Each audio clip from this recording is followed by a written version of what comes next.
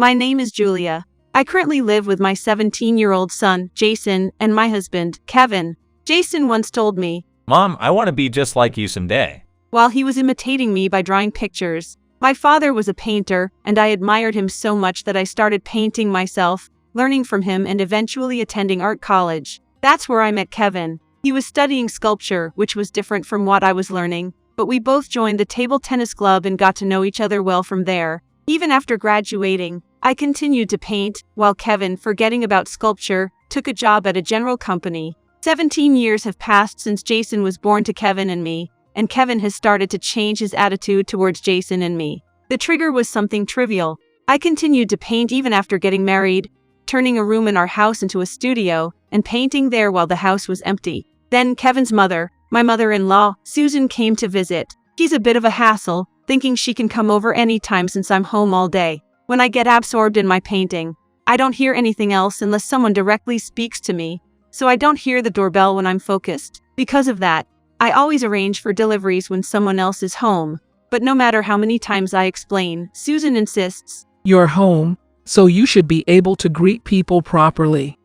On that day, I was finishing up a painting I had started a few days before and really wanted to concentrate. That's when Susan showed up. Living a good 3 hours away by the winding roads that cut through picturesque landscapes, my mother-in-law, Susan, has this enduring belief that announcements of her visits are somewhat optional. I've gently, yet repeatedly, suggested that a quick call or message beforehand would make her arrivals less of a surprise and more of a welcomed visit. Unfortunately, Susan subscribes to the old-school thought that family homes, especially that of her sons, are always open doors, no prior notice needed. This has led to several instances where I've been completely unprepared for her presence, much to our mutual discomfort. On this particularly hectic day, I was submerged in the depths of my latest project, the kind that demands all my focus and then some. It was one of those moments where the world could have been falling apart outside my window, and I wouldn't have blinked an eye. My method of ensuring such undisturbed concentration usually involves turning off my cell phone, effectively cutting off any chance of being pulled away by a ringtone. However, understanding the unpredictability of life, I keep a landline in my workspace, a tether to the outside world, just in case of emergencies. The irony wasn't lost on me when that very landline shattered the silence of my concentration, its shrill ring echoing off the walls of my studio. Picking up the receiver, I was met with the frustrated tones of my husband, Kevin, his words laced with a mix of irritation and disbelief. "Why is my mom waiting outside? What's going on?" he demanded, his voice a sharp contrast to the serene focus of my moments before. My mind raced. Susan's here, today? Why didn't I know about this? The confusion must have been clear in my voice as I tried to wrap my head around the situation. Kevin's explanation did little to soothe the sudden spike in my stress levels. According to him, it was a given, almost a rite of passage for a wife to welcome her mother-in-law with open arms, notice or not. His words, "You need to take care of this, now," echoed in my mind as I grappled with the realization that Susan had been left in the cold, quite literally, thanks to this unexpected visit. The guilt of the scenario was compounded by my firm belief that this could have been easily avoided with a simple heads-up, a courtesy call I've requested time and time again. Reflecting on this, I couldn't help but feel a twinge of frustration. Yes, I could have been more attentive, perhaps not so engulfed in my work that the world outside slipped away. Yet, the principle of the matter stood firm in my mind. Communication, a simple gesture of respect and consideration, was all I asked for. If you're that concerned for Susan, maybe remind her about giving us a quick call next time. It's not just about my convenience. It's about respecting our time and space. I found myself saying, a plea for understanding in a marriage that had, until now, navigated the nuances of familial relationships with grace. This incident brought to light the shifting dynamics in our family, especially since Susan's transition to widowhood. Kevin's protective instincts towards his mother had heightened, translating into an expectation for me to adopt a more accommodating stance, irrespective of my own needs or preferences. His parting words, a mix of exasperation and urgency, to "Just go and welcome her," served as a reminder of the delicate balance between maintaining personal boundaries and nurturing family ties. Susan must have bombarded Kevin with calls at his office, venting her frustration because I hadn't immediately opened our doors to her. Despite the fact that he was swamped with work, Kevin couldn't help but unload his irritation on me, a reflection of the disruption she caused in his day. Without even a moment to change out of my casual home attire, I found myself hurrying to greet Susan at the door. Standing there in my apron, the air around me heavy with the scent of oil paints, I was met with a glaring frown from Susan. It's clear as day, Susan has always had a rather cold shoulder towards the arts. Recalling the time when Kevin, filled with youthful enthusiasm, mentioned his desire to delve into sculpture during his high school days, Susan's response was less than supportive. What's the point in pursuing something like that? She scoffed. You should aim for a reputable university and secure a career with a prestigious company. It was a bitter pill to swallow, seeing her dismiss the profound value art education holds. Nonetheless, the final say came from Kevin's father, who, with a broader perspective on following one's passions, gave his blessing for Kevin to attend an art school. This decision only seemed to deepen Susan's skepticism towards anything remotely artistic, including my father's legacy as a painter and my own endeavors in painting. The moment I shared how Kevin and I met at the university, both of us budding artists, Susan's disapproval was palpable. Furthermore, her discovery that I continued my passion for painting after marrying Kevin led her to openly criticize me in front of our relatives. Julia sits at home, painting, while her husband works hard to provide for them, she announced with a tone dripping with disdain. Those paintings of hers won't even fetch a penny. What a burden of a daughter-in-law we've been saddled with. Fortunately, not everyone shared Susan's narrow view of the arts. Many relatives countered her harsh words with understanding smiles and supportive comments, suggesting, "What's the issue with that? It's certainly more productive than lazing around all day." Interestingly, the comment about idleness spending one's days in front of the TV was, in fact, a subtle jab at Susan's own routine, a piece of gossip I was privy to much later. Finding herself without allies among the relatives, Susan's face bloomed with embarrassment, turning a deep shade of red. When the conversation turned to my artwork, I seized the opportunity to showcase the photos of my paintings, receiving nods of appreciation from everyone but Susan. Yet, even after 17 years of marriage, I remain in Susan's crosshairs, her critics unwavering. You've been painting again, causing distractions for Kevin while he's trying to work. What exactly do you intend to achieve? The irony, of course, lies in the fact that it was Susan's incessant calling that interrupted Kevin's work. Yet she insisted if I had been more welcoming, there would have been no need for her to call, thus shifting the blame onto me in a convenient twist of logic. Sorry, Susan. Must have been chilly out there, huh? Let me get you some of that warm coffee you love. It's the least I can do. Who do you think left me freezing out there, huh? If I ended up catching a cold, I wonder how you'd make amends. Despite her unexpected visit, my frustration bubbles up. Unable to hide my annoyance, I might share some of the blame, but seeing Susan act as if she's above reproach while I'm consumed by guilt only adds to my irritation. As Susan settles into the warmth of our home, sipping her coffee in the kitchen, Jason arrives home from school, his face flushed from the winter air. Jason has always shared my dream of pursuing a career in the arts, but Susan is adamant about not letting him follow in our footsteps to an arts college. Jason, looks like you've had a long day with your studies. You haven't been wasting time on drawing, right? Well, sculpting isn't something we can do indoors, and building models is out of the question. It's exactly how Kevin got hooked on sculpture. You're destined for a more stable path, not like us. Susan has been undermining me to Jason for years, so it's no surprise he feels resentful towards her. It's natural for anyone to dislike someone who disparages a person they admire, trying to get closer. Jason dreams of embarking on an artistic journey, a secret he guards from Susan as if it's a treasure. He likely fears that sharing his aspirations would lead to a torrent of criticisms from Susan directed at me.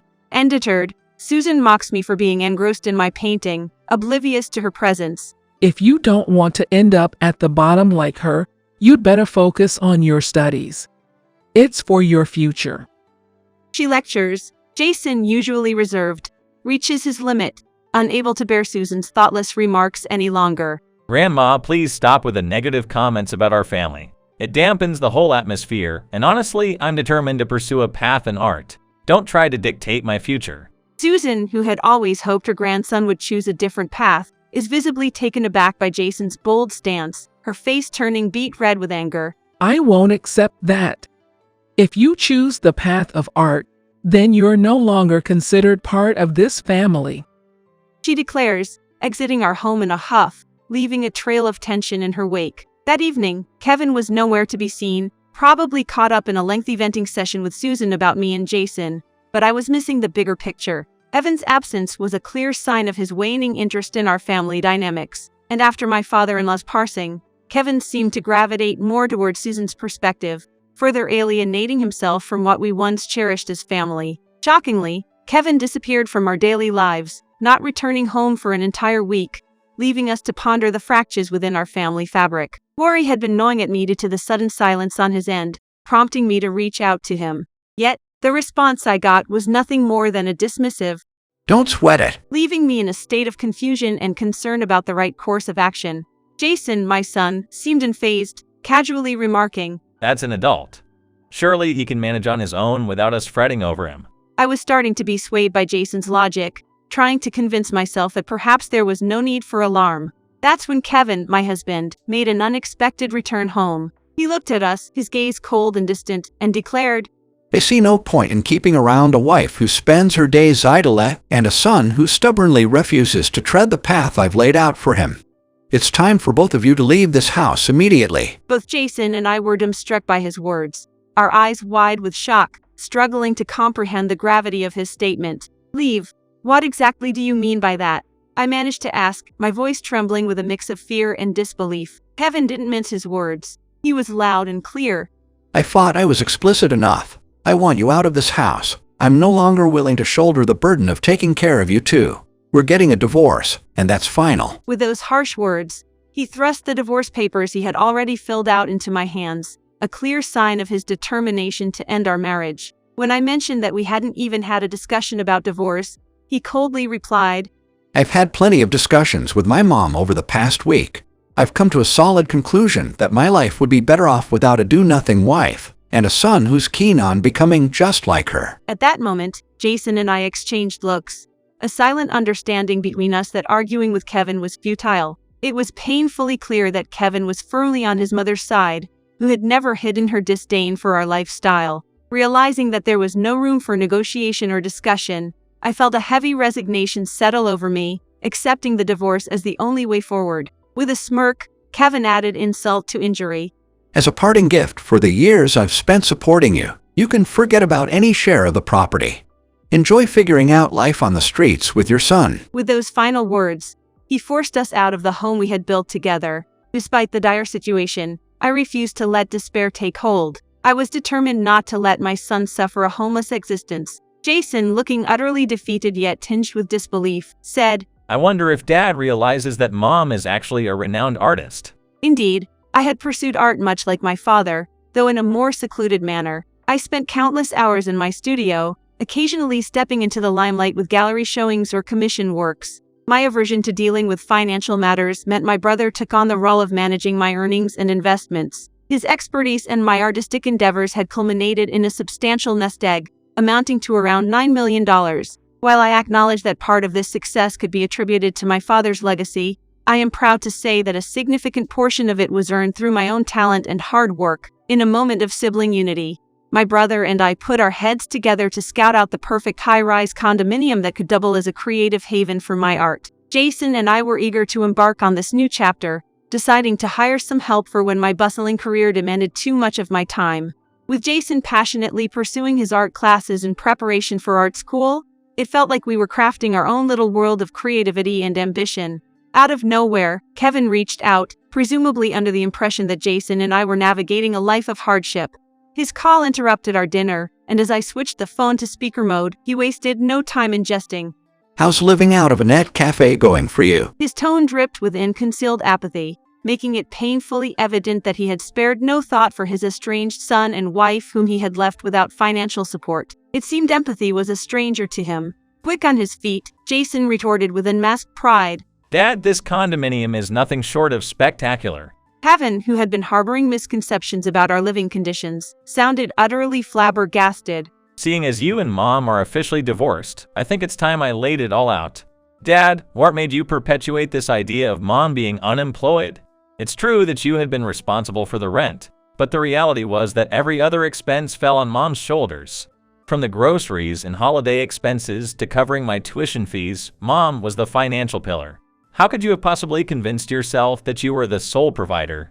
Kevin's response was a middled mixture of surprise and hesitation, clearly taken aback by Jason's candidness. Indeed, over 17 years, Kevin had contributed to our housing costs, but the lion's share of our financial upkeep was managed by me. Had we engaged in a frank discussion about sharing financial responsibilities, perhaps I wouldn't have been unjustly labeled as unemployed, and perhaps we wouldn't now be enjoying our independence in this new condominium, free from his influence. However, the inevitability of Kevin being manipulated by his mother-in-law was something we couldn't have circumvented. After the loss of his father, Kevin sought comfort not in me or Jason, but in the manipulative embrace of his mother. She exploited his vulnerability, sowing seeds of discord against me and pushing Jason away for not conforming to her expectations. Consequently, the divorce resulted in Jason's custody being awarded to me. Furious yet intrusive, he inquired, "Where's this condominium located?" I stood my ground. "I see no reason to share that with you.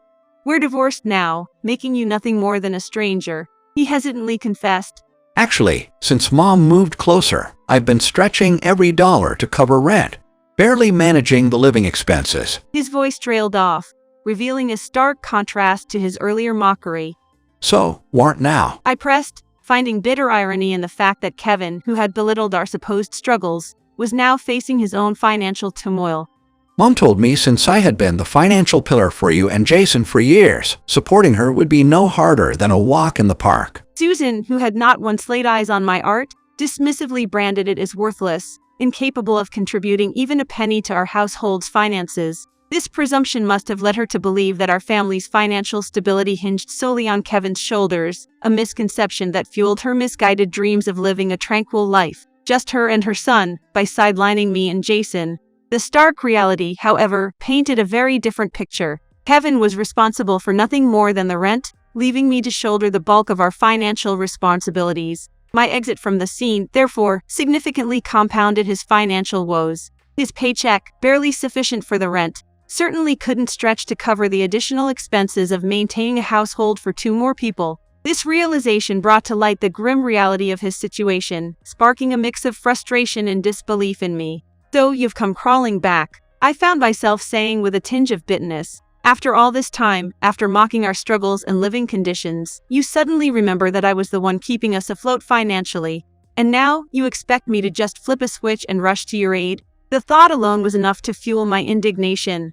Evan's thought process was an enigma, a puzzle I no longer had any desire to solve. I couldn't help but assert, with a newfound resolve, "We are nothing more than strangers now. Please refrain from contacting me again." His suggestion of discussing asset division was met with a cold, hard reality check from my end. "Did you forget the time you ousted me and Jason, blatantly refusing any division of assets? I have that entire conversation recorded, you know.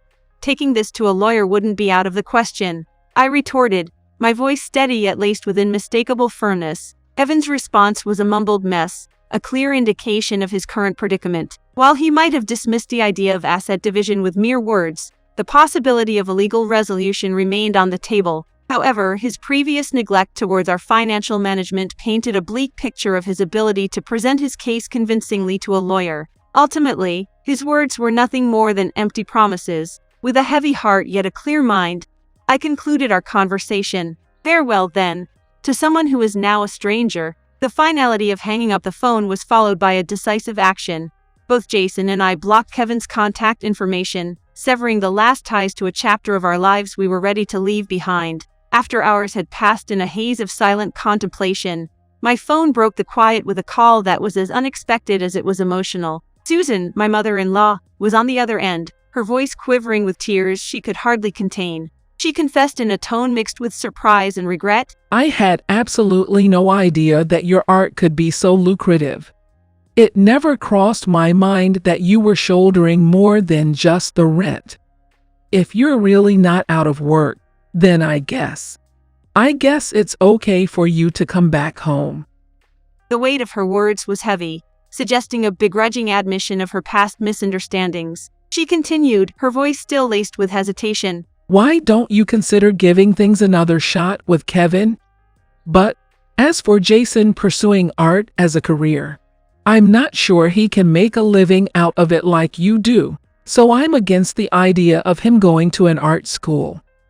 Her attempt to meddle in Jason's future struck a nerve. I couldn't help but respond sharply. Why on earth should an outsider have any say in my son's career choices? My frustration boiled over at the ludicrousness of Susan's call, prompting me to block her number then and there. The gall of this woman, who had never contributed a dime towards Jason's education, yet felt entitled to dictate his path, was infuriating. This episode, however, ended up being a cleansing fire, severing my ties with Kevin and Susan, who had made no secret of their disdain for me. In doing so, I found a profound sense of liberation. In the aftermath, Kevin and Susan relocated from our previous residence to an apartment that better suited their means. But Susan, laboring under the delusion of Kevin's financial stability, embarked on a spree of extravagant spending that quickly spiraled into a substantial debt of around $20,000. Their situation became desperate, forcing them to seek financial help from relatives. However, the news of their actions of how they had driven Jason and me away had already poisoned the well of familial goodwill.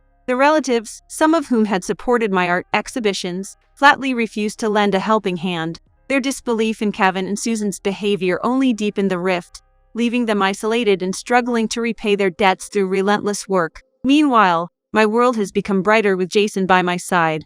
Our days are filled with the joy of creation, as we spend our free time immersed in painting and offering each other constructive critiques.